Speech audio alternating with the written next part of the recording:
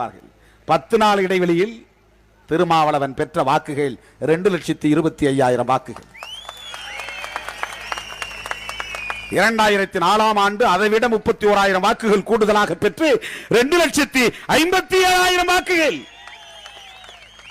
எந்த பெரிய கட்சியின் ஆதரவும் கிடையாது.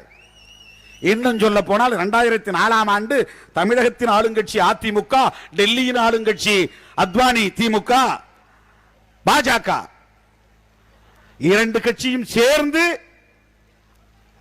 தேர்தலிலே திருமாவளவனை எதிர்த்து டெபாசிட் இழந்தது, வைப்பு தொகை இழந்தது.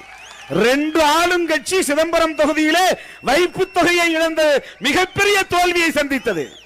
இதை ஒரு நடிகன் செய்திருந்தால் தமிழ்நாட்டு பத்திரிகைகள் அட்டைப்படத்திலே போட்டிருப்பார்கள், 6 வாரம் எழுதியிருப்பார்கள்.